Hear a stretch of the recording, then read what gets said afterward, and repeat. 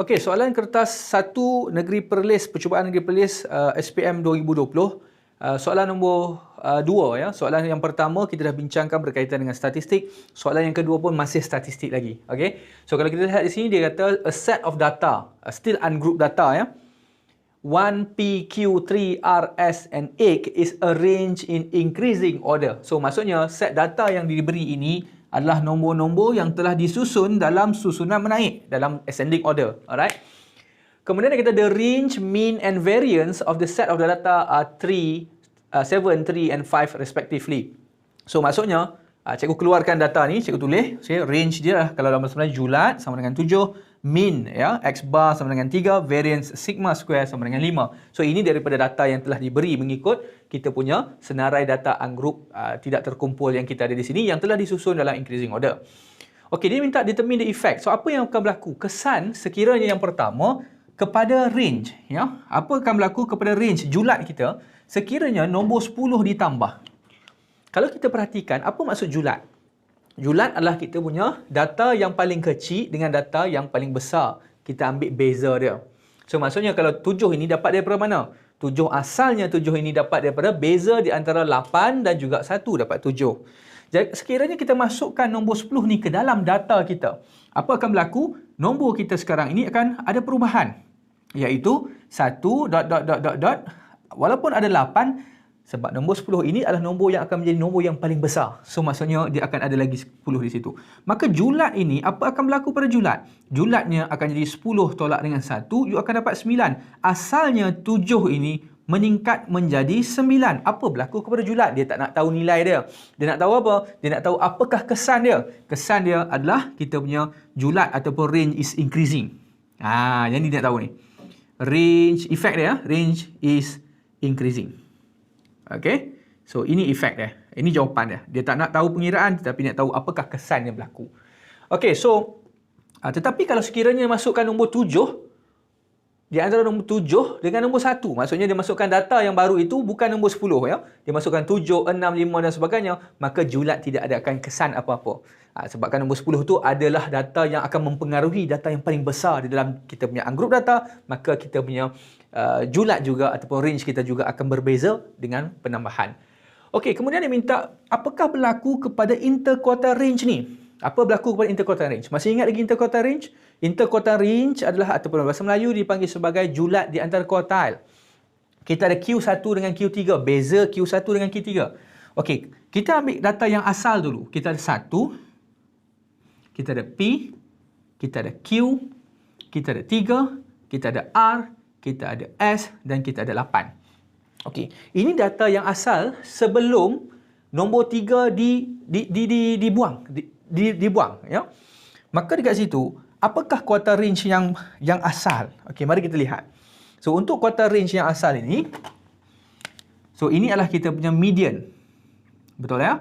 Sebab kita ada 1 2 3 4 5 6 7, so nampak 3 ni akan jadi median. Jadi apakah Q1 kita? Q1 dia adalah di antara 1P dengan Q. Di tengah-tengah pula. Ini akan jadi kita punya Q1. Okey. So ini pula akan S pula akan jadi kita punya Q3.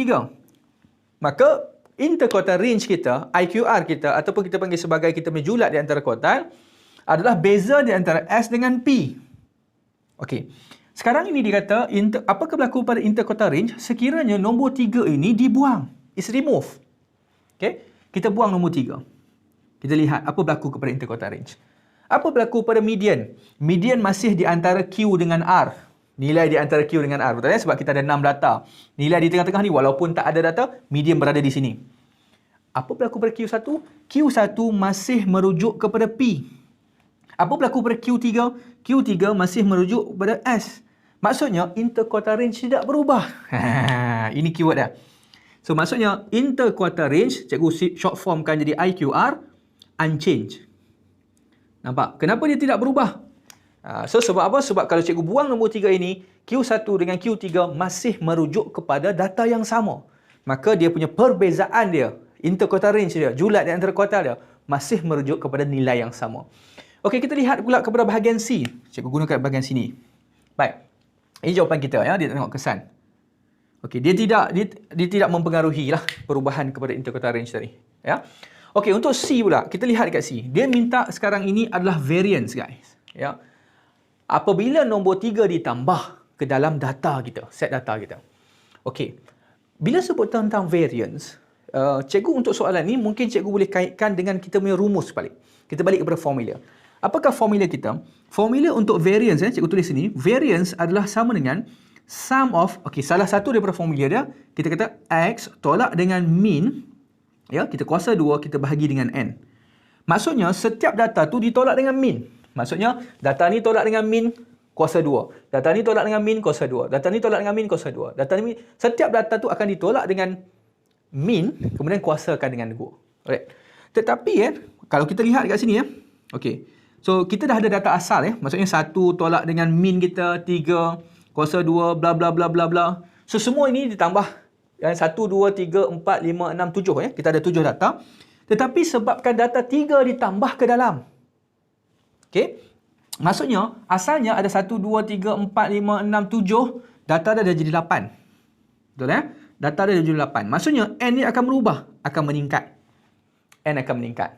Okey. N akan meningkat. Apa berlaku kat data di atas ni? Dia tidak mempengaruhi kepada kita punya nilai numerator, pengangka kita. Sebab apa? Sebab data yang ditambah ini juga adalah data yang bersamaan dengan min. 3 kan min kita? Maka dia ditambah pun data dia 3. Maka kalau kita ambil 3 tolak dengan 3, kuasa dengan 2, 3 tolak 3 sama dengan apa?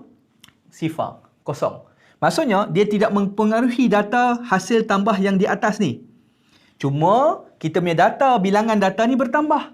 Bila bilangan data bertambah, apa berlaku kepada kita punya sigma square ni?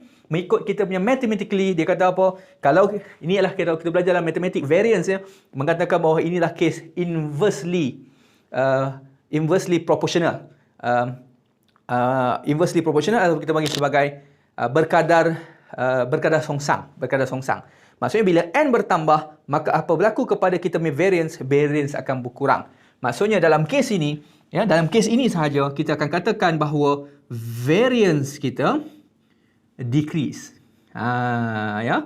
Variance kita decrease. Okey? Baik, so para pelajar, so inilah kita punya contoh soalan. Walaupun 3 markah, tetapi penjelasan dia memerlukan kita punya kefahaman dalam konsep di dalam statistik, terutama dalam serakan ini ataupun kita panggil sebagai dispersion. Alright?